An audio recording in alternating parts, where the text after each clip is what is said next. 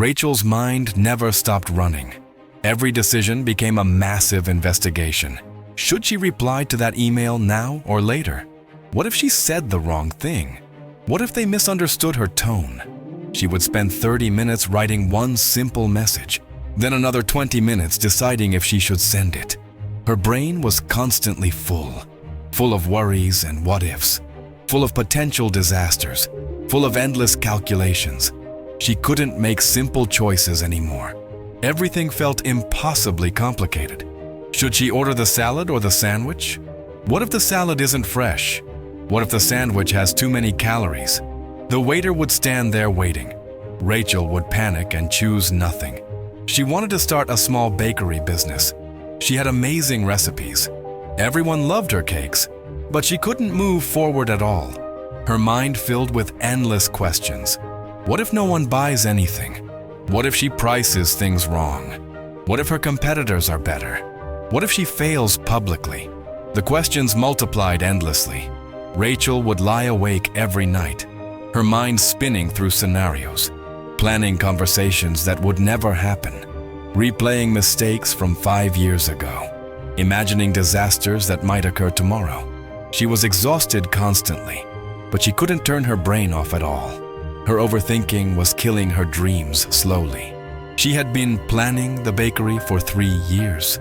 She had notebooks full of ideas, but she was paralyzed by analysis.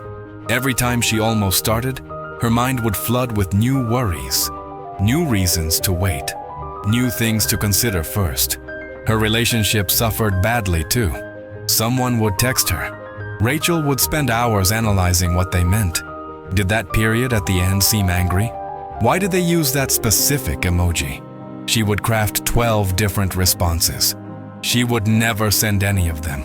People stopped texting her back. They thought she didn't care, but Rachel cared too much. She was drowning in thoughts. One day, Rachel visited her Aunt Maria. Maria was a potter. She made beautiful ceramic bowls and vases. Rachel sat in the studio watching. Her mind was racing as usual. Maria was working with fresh clay. "Come try this," Maria said suddenly. She placed a lump of wet clay in front of Rachel. "Make something. Anything at all." Rachel froze immediately. "But I don't know how. What if I mess it up? What technique should I use? Should I watch a tutorial first?" Maria smiled gently. "Just touch the clay. Don't think about it." Rachel reached out slowly. Her mind was screaming with questions. What if she ruined the clay? What if she looked stupid? What if her creation was ugly? Her hand hovered over the clay. She couldn't make herself touch it.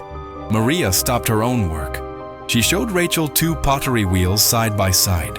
Both wheels had clay on them, but they looked completely different. "This first wheel is what I call the flooded wheel," Maria explained. "Watch what happens when I pour too much water on it." She poured water continuously onto the spinning clay. The clay got softer and softer. It started losing its shape completely. It became a muddy, soupy mess. It couldn't hold any form, it just spun uselessly. "This is your mind right now," Maria said kindly. "Too many thoughts, too much water. The clay can't take any shape. It just becomes mud. You're flooding your clay with endless thinking. Nothing can form when everything is drowning."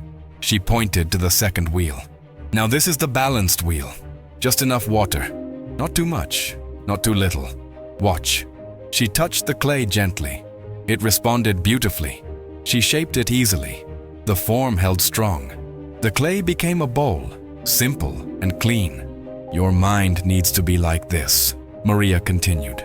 "Clear, simple, not flooded with endless thoughts. Just the right amount of thinking. Then you can actually create something real." Rachel stared at the 2 wheels. She saw herself in the flooded clay, drowning in thoughts, unable to take any shape, unable to create anything. Her overthinking was the flood destroying everything. "But how do I empty my mind?" Rachel asked desperately. "The thoughts just keep coming constantly." Maria smiled. "You don't fight the water. You just stop pouring it. When a thought comes, you notice it. You don't follow it. You don't feed it. You let it pass, like clouds passing through the sky. Watch them go by. Don't grab onto each one." She continued. "Right now, you grab every thought. You examine it. You analyze it. You create 10 more thoughts about that thought. That's pouring more water. That's flooding your clay. You have to stop pouring.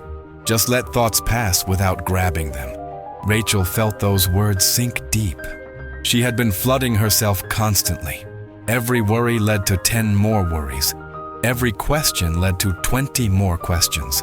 She was pouring endless water on her own clay. No wonder nothing took shape. That evening, Rachel tried something different. A thought came. What if the bakery fails? Instead of following that thought into 20 scenarios, she just noticed it. There's a worry. That's all. She didn't grab it. She didn't analyze it. She let it pass like a cloud. Another thought came. What if people hate my cakes? She noticed it.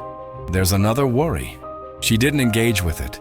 She didn't create stories about it. She just let it drift past. It was incredibly hard at first. Her mind wanted to grab every thought. It wanted to flood the wheel. But Rachel kept practicing. Notice. Don't grab. Let it pass. Notice. Don't grab. Let it pass. After a week, something shifted. The constant flood started to slow down. Her mind felt clearer, not empty completely, but not flooded either, balanced, like the second pottery wheel. Rachel made a decision about the bakery. Not a perfect decision, not an analyzed to death decision, just a simple decision. She would bake 10 cakes this weekend. She would sell them at the farmer's market. That's it. No endless planning. No drowning in what-ifs. Her mind tried to flood her immediately. But what if? She noticed the thought. She let it pass. She didn't grab it. She just baked the cakes. Saturday came. Rachel went to the market.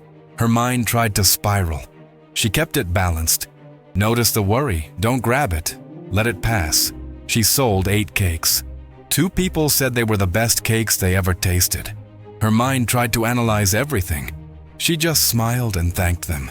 Rachel became the balanced wheel. She stopped flooding herself with endless thoughts. She still had thoughts, but she didn't grab every single one. She didn't pour endless water anymore. She let thoughts pass like clouds. And finally, her life started taking shape. The most important lesson was simple. Overthinking is flooding your clay. You can't create anything when you're drowning. You have to stop pouring. Let thoughts pass without grabbing them. Balance your wheel. Then you can finally make something real. I was the flooded wheel for years. My mind never stopped running. I analyzed everything to death. I made no decisions. I created nothing. I was drowning in my own thoughts constantly. Learning to let thoughts pass changed my life. I still have worries. I still have questions. But I don't grab every single one anymore. I notice them. I let them drift past. My wheel is balanced now, and I can finally create. You might be the flooded wheel right now. Your mind might be running constantly, analyzing everything, creating endless what-ifs. Stop pouring water. Notice your thoughts. Don't grab them. Don't follow them. Let them pass like clouds. Balance your wheel. Then create something real. Someone you know is drowning in overthinking. They can't make decisions. They analyze everything to death. They're paralyzed by their own thoughts. Share this story with them today. Help them see they're flooding their wheel. Help them learn to stop pouring. That balance starts with letting go.